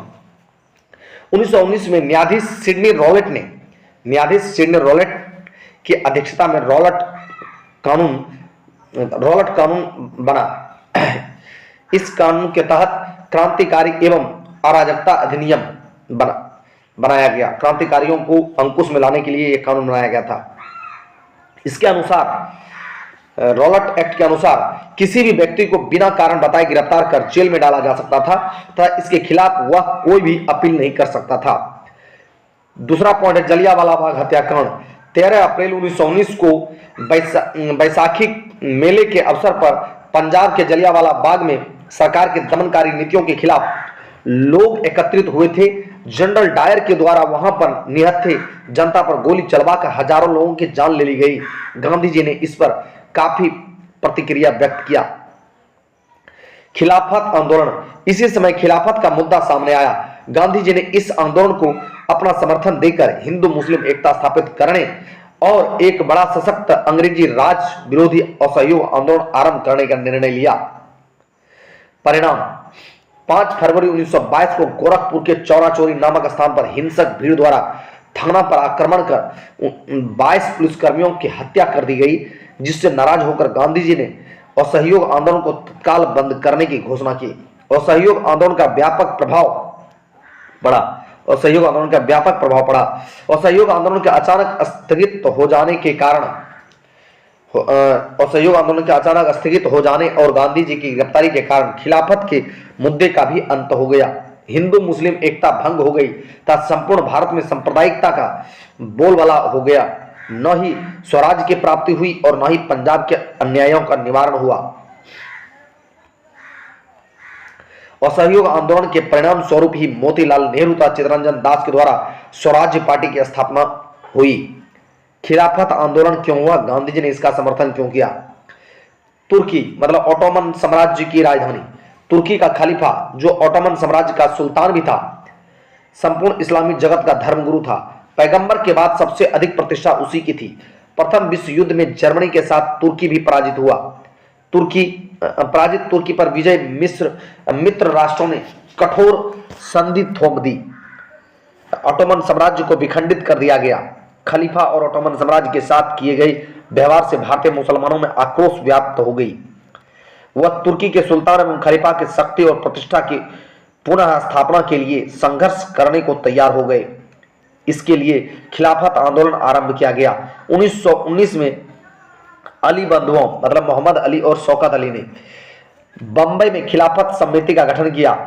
आंदोलन चलाने के लिए जगह जगह खिलाफत कमेटियां बनाकर तुर्की के साथ किए गए अन्याय के विरुद्ध जनमत तैयार करने का प्रयास किया गया। गांधी जी ने इस आंदोलन को अपना समर्थन देकर हिंदू मुसलमान एकता स्थापित करने और एक बड़ा सशक्त राज विरोधी आंदोलन आरंभ करने का निर्णय लिया। असहयोग आंदोलन और सविनय अवज्ञा आंदोलन के स्वरूप में क्या अंतर था? महिलाओं के सविनय अवज्ञा आंदोलन में क्या भूमिका थी? असहयोग आंदोलन और सविनय अवज्ञा आंदोलन के स्वरूप में क्या अंतर था? महिलाओं के सविनय अवज्ञा आंदोलन में क्या भूमिका थी? असहयोग आंदोलन और सविनय अवज्ञा आंदोलन के दौरान असहयोग आंदोलन और सविनय अवज्ञा आंदोलन के स्वरूप में काफी भिन्नता थी। असहयोग आंदोलन में जहां सरकार के साथ असहयोग करने की बात थी, वहीं सविनय अवज्ञा आंदोलन में न केवल अंग्रेजों का सहयोग न करने के लिए बल्कि औपनिवेशिक कानूनों का भी उल्लंघन करने के लिए आह्वान किया जाने लगा। असहयोग आंदोलन की तुलना में सविनय अवज्ञा आंदोलन काफी व्यापक जनाधार वाला आंदोलन साबित हुआ। सविनय अवज्ञा आंदोलन में पहली बार महिलाओं ने बड़ी संख्या में भाग लिया। वे घरों की चार दीवारियों से बाहर निकलकर गांधी जी की सभाओं में भाग लिए। अनेक स्थानों पर स्त्रियों ने नमक बनाकर नमक कानून भंग किया। स्त्रियों ने विदेशी वस्त्र एवं शराब की दुकानों की पिकेटिंग की, मतलब उसका विरोध किया, उस पर अनशन किया, धारणा धारा। स्त्रियों ने चरखा चलाकर सूत काते और स्वदेशी को प्रोत्साहन दिया। शहरी क्षेत्रों में ऊंची जाति की महिलाएं आंदोलन में सक्रिय थीं। ग्रामीण इलाकों में संपन्न परिवार की किसान स्त्रियां भी इस आंदोलन में भाग ले रही थीं। भारतीय राष्ट्रीय आंदोलन में वामपंथियों की भूमिका को रेखांकित करें। 20वीं शताब्दी के आरंभिक काल में ही भारत में साम्राज्यवादी विचारधाराओं का अंतर्गत 20वीं शताब्दी के प्रारंभिक काल में ही भारत में साम्यवादी विचारधाराओं के अंतर्गत बंबई, कलकत्ता, कानपुर, लाहौर, मद्रास आदि जगहों पर साम्यवादी सभाएं बननी शुरू हो गई थी। उस समय इन विचारों से जुड़े लोगों को मुजफ्फर अहमद, S.A. डांगे, मौलवी बरकतुल्ला, गुलाम हुसैन आदि नाम प्रमुख हैं। इन लोगों ने अपने पत्रों के माध्यम से साम्यवादी विचारों का पोषण शुरू किया। परंतु रूसी क्रांति की सफलता के बाद साम्यवादी विचारों का तेजी से भारत में फैलाव शुरू हुआ। उसी समय 1920 में एम एन रॉय ने ताशकंद में भारतीय कम्युनिस्ट पार्टी की स्थापना की। असहयोग आंदोलन के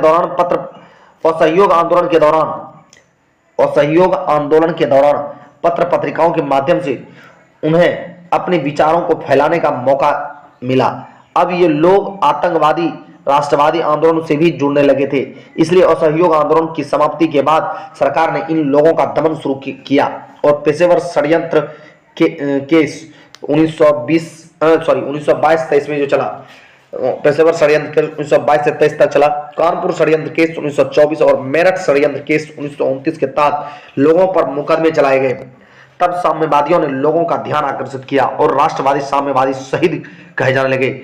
इसी समय इन्हें क्रांतिकारियों का समर्थन मिला, क्योंकि सरकार द्वारा लिए गए पब्लिक सेफ्टी बिल को कांग्रेस पारित होने नहीं दिए थे, क्योंकि यह कानून कम्युनिस्टों के विरुद्ध में था। इस तरह अब साम्यवादी आंदोलन प्रतिष्ठित होता जा रहा था। अब तक कई मजदूर संघ का गठन हो चुका था। 1920 में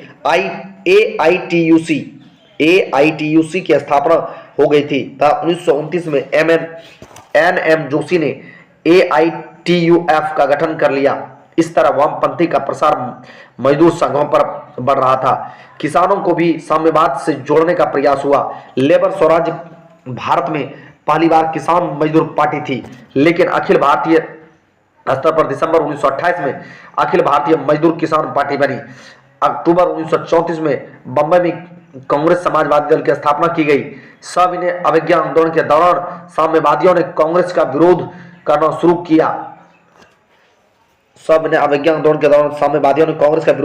किया। क्योंकि कांग्रेस उन उद्योगपतियों एवं समर्थन से चल रही थी जो मजदूरों का शोषण करते थे।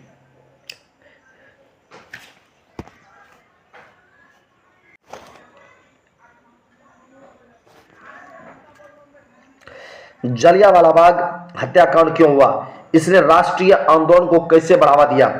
भारत में क्रांतिकारी गतिविधियों पर अंकुश लगाने के उद्देश्य से सरकार ने 1919 में रॉलट कानून बनाया। इस कानून के अनुसार सरकार किसी को भी संदेह के आधार पर गिरफ्तार कर बिना मुकदमा चलाए उसको दंडित कर सकती थी तथा इसके खिलाफ कोई अपील भी नहीं की जा सकती थी। भारतीयों ने इस कानून का कड़ा विरोध किया। इसे काला कानून की संज्ञा दी गई।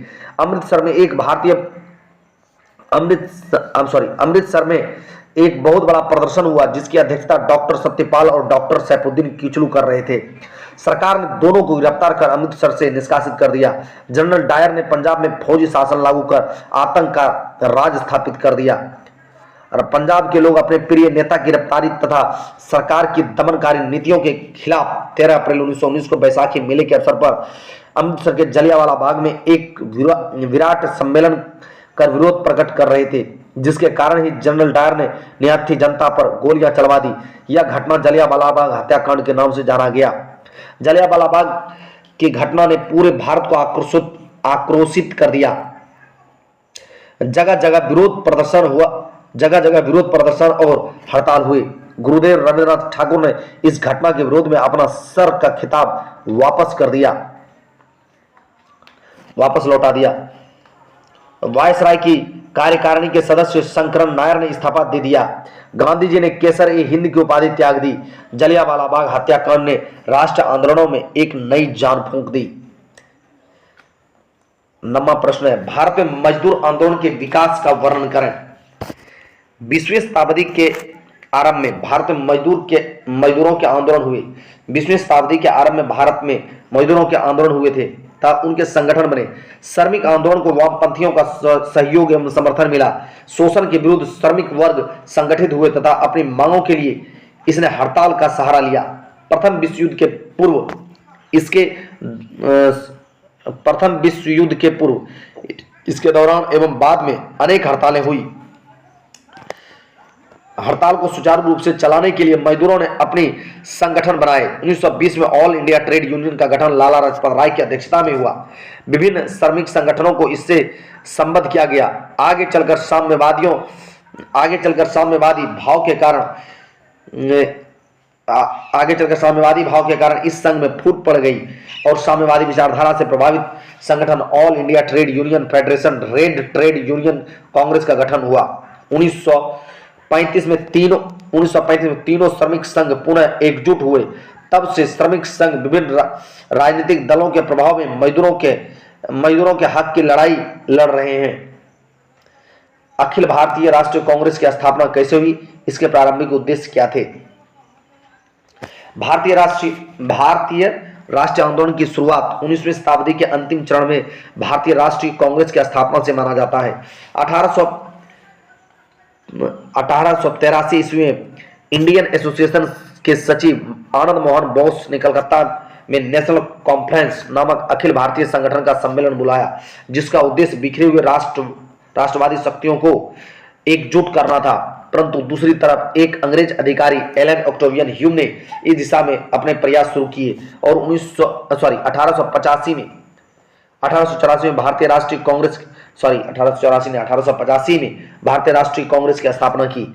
भारतीयों को संवैधानिक मार्ग अपनाने और सरकार के खिलाफ सुरक्षा कवच बनाने के उद्देश्य से एओ ह्यूम ने 28 दिसंबर 1885 को अखिल भारतीय राष्ट्रीय कांग्रेस की स्थापना की। इसके प्रारंभिक उद्देश्यों निम्नलिखित थे। पहला उद्देश्य यह था कि भारत के विभिन्न क्षेत्रों में राष्ट्रीय हितों के नाम से जुड़े लोगों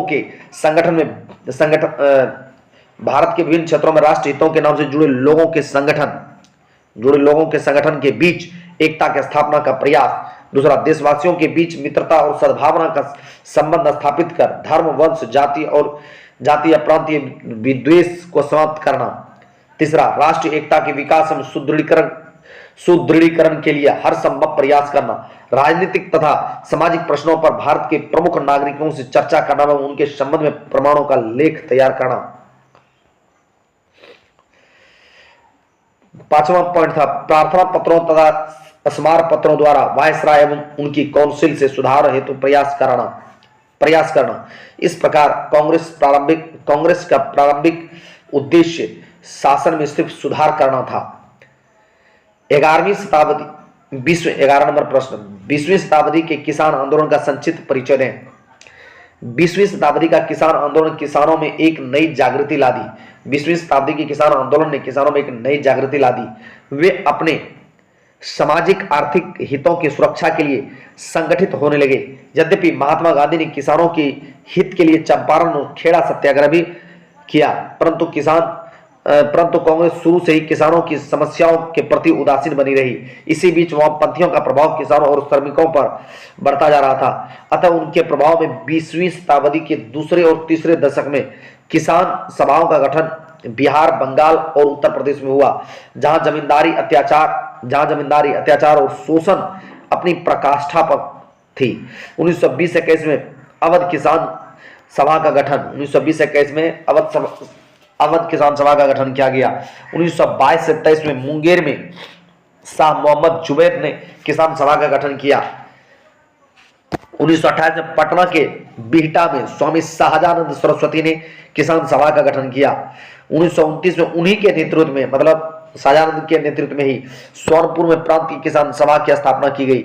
1936 में स्वामी शाहजानंद की अध्यक्षता में लखनऊ में अखिल भारतीय किसान सभा का गठन हुआ। अखिल भारतीय किसान सभा ने किसानों को संगठित करने एवं उनमें चेतना जगाने के लिए किसान बुलेटिन एवं किसान घोषणा पत्र जारी किया। किसानों की मुख्य मांग जमींदारी समाप्त करने, किसानों को जमीन का मालिकाना हक देने, बेगार प्रथा समाप्त करने एवं लगान की बढ़ी दरों में कमी थी।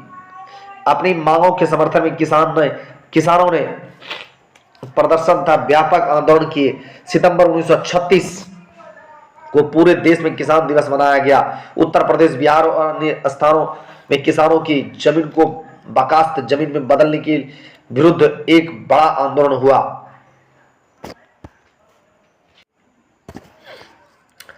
प्रथम विश्व युद्ध के भारतीय राष्ट्रीय आंदोलन के साथ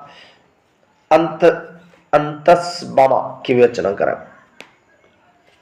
प्रथम विश्व युद्ध के भारतीय राष्ट्रीय कांग्रेस के साथ अंतर संबंध की विवेचना करें। प्रथम विश्व युद्ध के समय भारत में होने वाली तमाम घटनाओं से उत्पन्न परिस्थितियों की ही देन थी। इसने भारत में नई आर्थिक और राजनीतिक स्थिति उत्पन्न की, जिससे भारतीय राष्ट्रवाद ज्यादा परिपक्व हुआ। महायुद्ध के बाद भारत की आर्थिक स्थिति बिगड़ी। पहले तो कीमतें बढ़ी और फिर आर्थिक गतिविधियां होने लगी, जिससे बेरोजगारी बढ़ी, महंगाई अपने चरम बिंदु पर पहुंच गई। मजदूर, किसान, दस्तकारों का सबसे अधिक प्रभावित किया गया। इसी परिस्थिति में उद्योगपतियों का एक वर्ग उदय हुआ। युद्ध के बाद भारत में विदेशी पूंजी का प्रभाव बढ़ा। भारतीय उद्योगपतियों ने सरकार से विदेशी वस्तुओं के आयात में भारी आयात शुल्क लगाने की मांग की, जिससे उनका घरेलू उद्योग बढ़े, लेकिन सरकार ने उनकी मांगों को इनकार कर दिया। अंततः प्रथम विश्व युद्ध ने भारत सहित पूरे एशिया और अफ्रीका में राष्ट्रवादी भावनाओं को प्रबल बनाया। भारत के राष्ट्रीय आंदोलन में जनजातीय लोगों की क्या भूमिका थी? भारत के राष्ट्रीय आंदोलन में जनजातीय लोगों की क्या भूमिका थी? भारतीय राष्ट्रीय आंदोलन के इतिहास में जनजातियों की भी महत्वपूर्ण भूमिका रही है। 19वीं एवं 20वीं शताब्दी में उनके अनेक आंदोलन हुए। 19वीं शताब्दी में हो, कोल, संथाल एवं बिरसा मुंडा आंदोलन हुए। 1916 में दक्षिण भारत के गोदावरी पहाड़ियों के पुराने रंपा विद्रोह हुआ। 1920 के दशक में आंध्र प्रदेश के गोंडेम पहाड़ियों में अल्लूरी सीताराम राजू के विद्रोह हुआ। छोटा नागपुर एवं उरांव जातियों के बीच जतरा भगत के नेतृत्व में ताना भगत आंदोलन चला। इन प्रमुख आंदोलनों के अतिरिक्त देश के अन्य भागों में भी अनेक जनजातीय विद्रोह हुए, जिससे उड़ीसा में 1914 का खोंड विद्रोह, 1917 में मयूरभंज में संथाल एवं मणिपुर के थोडोई कुकियों का विद्रोह, बस्तर में 1910 में गुंदाधुर का विद्रोह इत्यादि। सविनय अवज्ञा आंदोलन के दौरान पश्चिम उत्तर सीमा प्रांत की जनजातियों एवं भारत छोड़ो आंदोलन के समय झारखंड के आदिवासियों ने भी विद्रोह किया। ये सभी जनजातीय विद्रोह प्रत्यक्ष या अप्रत्यक्ष रूप से राष्ट्रीय आंदोलन से जुड़े हुए थे। इस प्रकार इस चैप्टर का दीर्घोत्तरीय प्रश्न कुल थे 13 दीर्घोत्तरीय प्रश्न थे। सभी के सभी प्रश्न इस प्रकार खत्म हुए। अब हम लोग चलते हैं लघुत्तरीय प्रश्न की ओर। लघुत्तरीय प्रश्न कुल 37 हैं। 37 लघुत्तरीय प्रश्नों को हम लोग देखेंगे। भारत में राष्ट्रवाद के उदय के सामाजिक कारणों पर प्रकाश डालें। भारतीय राष्ट्रवाद के उदय के सामाजिक कारणों में प्रमुख था अंग्रेजों की प्रजातीय विभेद की नीति। अंग्रेज अपने को श्रेष्ठ तथा भारतीयों को उपेक्षा तथा हेय दृष्टि से देखते थे। भारतीयों पर अनेक प्रतिबंध थे, जैसे रेलगाड़ी, कलवा, होटल में वे सफर या प्रवेश नहीं कर सकते थे। जैसे रेलगाड़ी, कलवा ने क्लब, होटलों में वे सफर या प्रवेश नहीं कर सकते थे, जिसमें अंग्रेज हों, मतलब जहां पर अंग्रेज हो वहां पर वो सफर नहीं कर सकते। सरकारी सेवाओं में अंग्रेजों की पक्षपातपूर्ण नीतियों ने भी राष्ट्रवाद की भावना को प्रेरित किया। सरकारी नागरिक सेवा में भारतीयों का प्रवेश काफी मुश्किल था। बहुत बार परीक्षा में सफल होने के बाद भी उन्हें या तो नियुक्त नहीं किया जाता था या अकारण नौकरी से हटा दिया जाता था। सुरेंद्रनाथ बनर्जी के साथ भी ऐसा ही किया गया था। भारतीय शिक्षित शिक्षित वर्ग मर्माहत हो गया, जिसने राष्ट्रवाद के विकास में महत्वपूर्ण भूमिका निभाई। भारत के राष्ट्रवाद उपनिवेशवाद विरोधी आंदोलन से कैसे विकसित हुआ? हिंद चीन के समान भारत में भी राष्ट्रवाद का उदय और विकास औपनिवेशिक शासन के प्रतिक्रिया स्वरूप हुआ। 19वीं शताब्दी के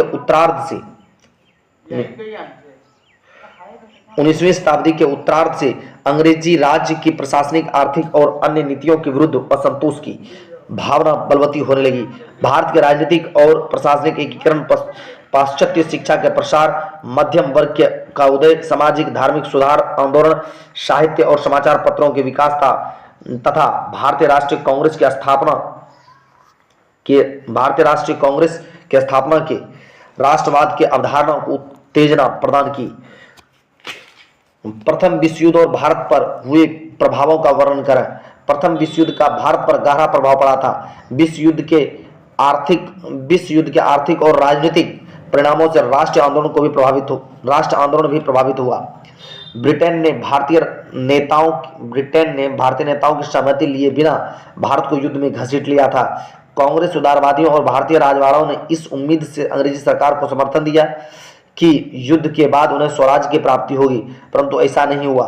प्रथम विश्व युद्ध ने भारतीय अर्थव्यवस्था को अव्यवस्थित कर दिया, जिससे जनता की स्थिति काफी बदतर हो गई। विश्व युद्ध का प्रभाव राजनीतिक गतिविधियों पर भी पड़ा। विश्व युद्ध के दौरान क्रांतिकारी गतिविधियां काफी बढ़ गई तथा राष्ट्रवादी आंदोलन को बल मिला।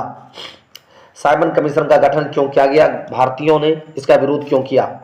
1919 के भारत सरकार अधिनियम में यह व्यवस्था की गई थी कि 10 वर्ष के बाद एक ऐसा आयोग नियुक्त किया जाएगा जो इस बात की जांच करेगा कि इस अधिनियम में कौन कौन से परिवर्तन संभव है। अतः ब्रिटिश प्रधानमंत्री ने समय से पूर्व सर जॉन साइमन के नेतृत्व में 8 नवंबर 1927 को साइमन कमीशन की स्थापना की। इसके सभी 7 सदस्य अंग्रेज थे।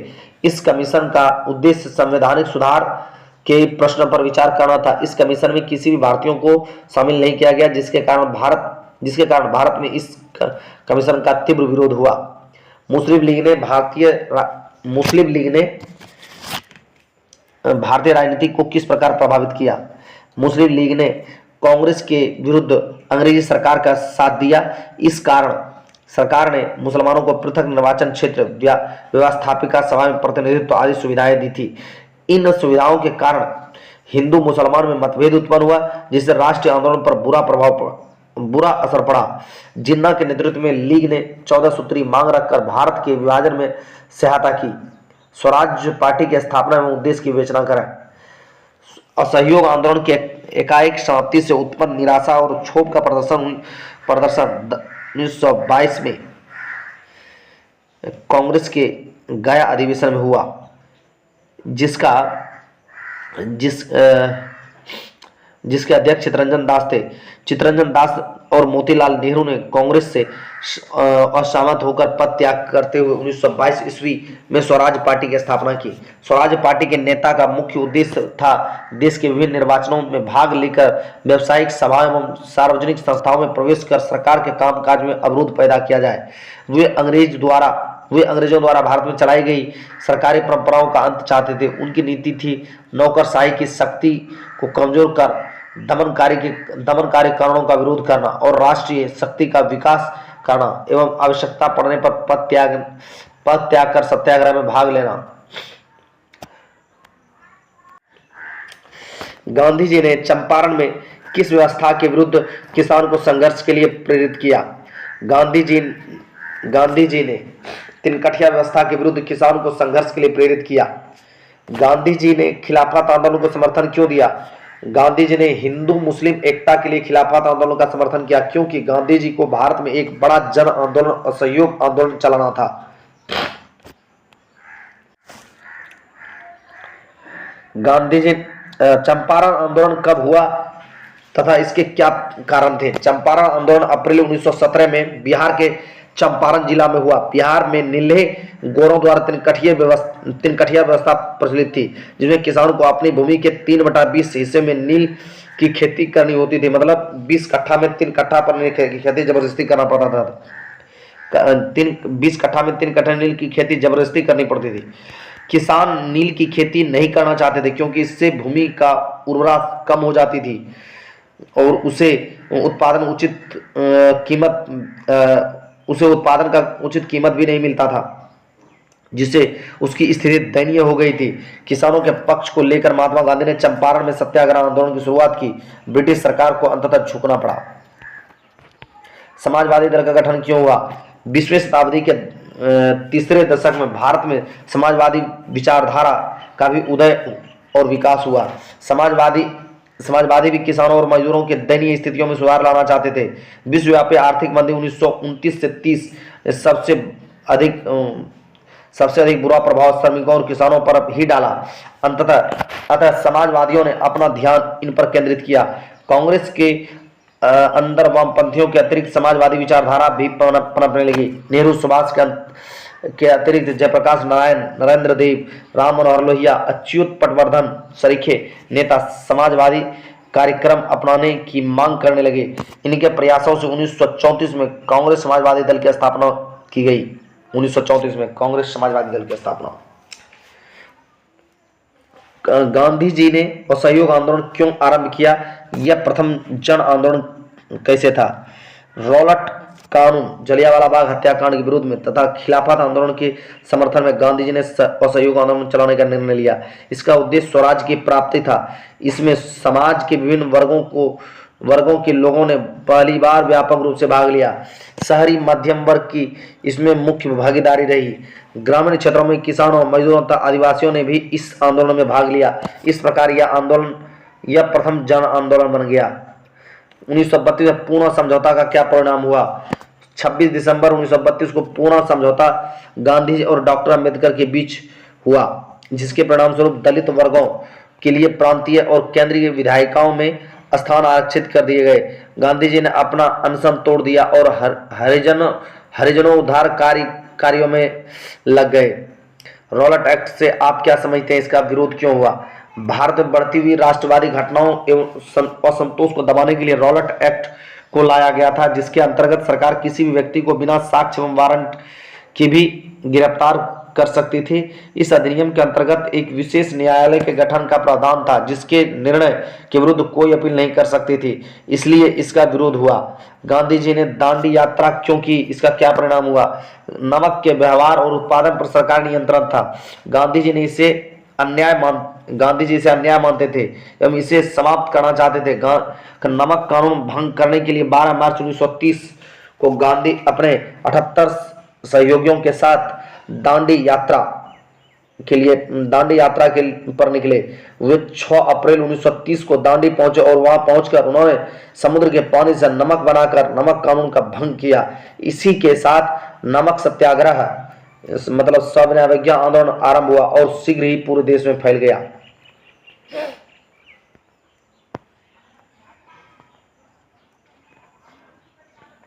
बिहार के किसान आंदोलन पर एक टिप्पणी लिखें। 1920 के दशक में बिहार के किसानों ने अपने को संगठित करना शुरू किया। किसानों के प्रति उदासीन रवैये का फायदा उठाकर वामपंथियों ने उन्हें किसान सभाओं के गठन हेतु प्रेरित किया। फलतः 1922 से 23 में मुंगेर में शाह मोहम्मद जुबैर की अध्यक्षता में किसान सभा का गठन किया गया। बिहार के किसान आंदोलन के एक प्रखर नेता के रूप में स्वामी शाहजानंद सरस्वती का नाम विशेष उल्लेखनीय है। खिलाफत आंदोलन के क्या कारण थे अथवा खिलाफत आंदोलन पर एक संक्षिप्त टिप्पणी लिखें। तुर्की का सुल्तान खलीफा इस्लामी जगत का धर्म गुरु भी था। सेवर्स की संधि द्वारा उसकी शक्ति और प्रतिष्ठा नष्ट कर दी गई। इससे भारतीय मुसलमान उद्वेलित हो गए। खलीफा को पुराना गौरव या उसकी प्रतिष्ठा को पुनर्स्थापित करने के लिए 1919 में अली बंधुओं ने खिलाफत समिति बनाकर आंदोलन करने की योजना बनाई। 17 अक्टूबर 1919 को खिलाफत दिवस मनाया गया। 1924 में तुर्की के शासक मुस्तफा कमाल पाशा द्वारा खलीफा के पद को समाप्त कर देने से खिलाफत आंदोलन स्वतः समाप्त हो गया। साइमन कमीशन पर एक संक्षिप्त टिप्पणी लिखें। साइमन कमीशन के गठन का उद्देश्य 1919 के अधिनियम द्वारा स्थापित उत्तरदायी शासन की स्थापना में किए गए प्रयासों की समीक्षा करना एवं आवश्यक सुझाव देना था। साइमन कमीशन फरवरी 1928 में भारत आया। आयोग के बंबई पहुंचने पर इसका स्वागत काले झंडों एवं प्रदर्शन से किया गया एवं साइमन वापस जाओ के साइमन गो बैक का नारा लगाया गया। साइमन वापस जाओ। देश भर में विरोध प्रदर्शन हुआ, जिसका जवाब अंग्रेजी सरकार ने लाठी से दिया। सविनय अवज्ञा आंदोलन के क्या कारण थे? सविनय अवज्ञा आंदोलन के प्रमुख कारण थे साइमन कमीशन का बहिष्कार तथा नेहरू रिपोर्ट को अस्वीकार किया जाना। 1929-30 की विश्वव्यापी आर्थिक मंदी। तीसरा कारण है भारत में समाजवादी का बढ़ता प्रभाव। चौथा कारण है गांधी जी की 11 सूत्री मांगों को मानने से इरविन का इनकार। पांचवा कारण है पूर्ण स्वराज्य की मांग। गांधी इरविन पैक्ट अथवा दिल्ली समझौता क्या था? सविनय अवज्ञा आंदोलन की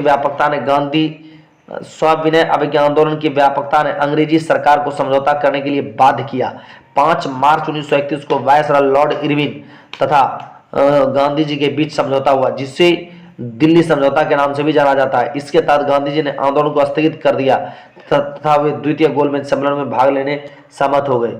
अंग्रेज आंदोलन में चौरा चोरी की घटना का क्या महत्व है, सॉरी अंग्रेज का था, असहयोग आंदोलन में, असहयोग आंदोलन में चौरा चोरी की घटना का क्या महत्व है।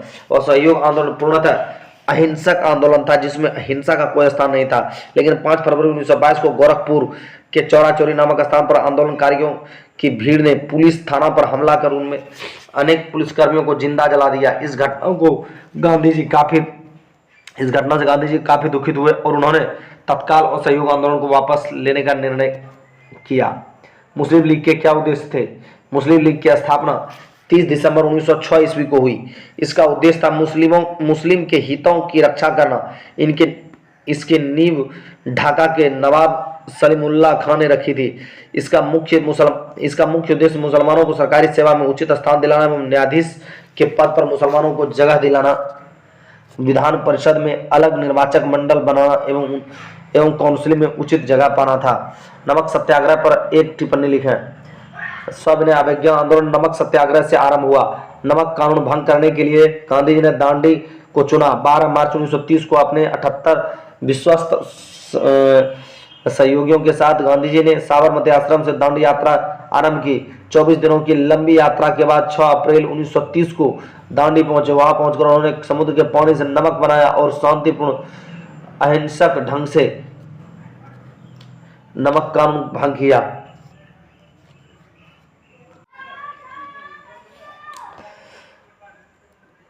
बारदोली सत्याग्रह का कारण क्या था, क्या यह सत्याग्रह सफल रहा। बारदोली सत्याग्रह का कारण सरकार द्वारा किसानों पर बढ़ाए गए करों से था। बारदोली के किसानों ने सरदार वल्लभ भाई पटेल के नेतृत्व में सरकार के विरोध में सत्याग्रह किया। पहले किसानों ने लगान में हुई 22% की कर वृद्धि का विरोध किया तथा सरकार से मांग किया कि सरकार प्रस्तावित लगान में वृद्धि को वापस ले।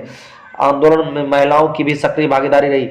सरदार पटेल की गिरफ्तारी की आशंका को देखते हुए गांधी जी ने 2 अगस्त 1928 को बारदोली पहुंचे। गांधी जी के प्रभाव के कारण सरकार ने लगान में वृद्धि को गलत बताया और बढ़ोतरी 22% से घटाकर 6.03% कर दिया। बारदोली सत्याग्रह की सफलता के बाद वहां की महिलाओं ने वल्लभ भाई पटेल को सरदार की उपाधि प्रदान की। नेहरू रिपोर्ट क्या थी। जब भारतीयों ने साइमन कमीशन का बहिष्कार किया, 1928 में बहिष्कार किया, तब भारत सचिव बैकनैंड ने भारतीयों को सर्वदलीय स्वीकृति एक संविधान बनाने की चुनौती दी। भारतीयों ने मोतीलाल नेहरू की अध्यक्षता में एक 8 सदस्यीय समिति बनाई जिसका उद्देश्य था संविधान का एक प्रारूप बनाना। समिति ने जो प्रतिवेदन तैयार किया उसे नेहरू रिपोर्ट कहा जाता है। मेरठ षड्यंत्र से आप क्या समझते हैं। असहयोग आंदोलन की समाप्ति के बाद भारत में साम्यवादी, आतंकवादी, राष्ट्रवादियों पर सरकार ने दमन शुरू किया। मेरठ षड्यंत्र के केस के तहत मार्च 1929 में 31 मजदूर नेताओं को षड्यंत्रों के आरोप में गिरफ्तार किया गया। उन्हें मेरठ ले जाया गया और वहीं पर उन पर मुकदमा चलाया गया। यह मुकदमा मेरठ षड्यंत्र के नाम से प्रसिद्ध हुआ। जतरा भगत के बारे में आप क्या जानते हैं, संक्षेप में लिखें। छोटा नागपुर के उरांव आदिवासियों का अहिंसक आंदोलन 1914 से 1920 तक चलता रहा। इस विद्रोह का नेता जतरा भगत था। इस आंदोलन में सामाजिक एवं शैक्षणिक सुधार पर विशेष बल दिया गया। All India trade union Congress की स्थापना क्यों हुई। 19वीं शताब्दी के उत्तरार्ध में भारत में उद्योगों की स्थापनाओं के साथ ही श्रमिक वर्ग का उदय हुआ। इन औद्योगिक इकाइयों में मजदूरों का कई तरह से शोषण किया जाता था। धीरे धीरे श्रमिक वर्ग अपने अधिकारों के प्रति सजग हुआ। अपनी मांगों के लिए हड़ताल का सहारा लेने के अतिरिक्त मजदूर संगठित होकर अपना संगठन बनाने का भी प्रयास करने लगे। इसी क्रम में 1920 ईस्वी को लाला लाजपत राय की अध्यक्षता में all India trade union Congress की स्थापना हुई। अस्थायी बंदोबस्त क्या था। अंग्रेजों की कृषि नीति में मुख्य रूप से अधिकतम लगान एकत्रित करने के उद्देश्य से बंगाल में अस्थायी बंदोबस्त लागू किया गया। इसमें जमींदारों को एक निश्चित भू राजस्व सरकार को देना पड़ता था तथा जमींदार किसानों से उससे अधिक लगान वसूल करते थे। खोंड विद्रोह।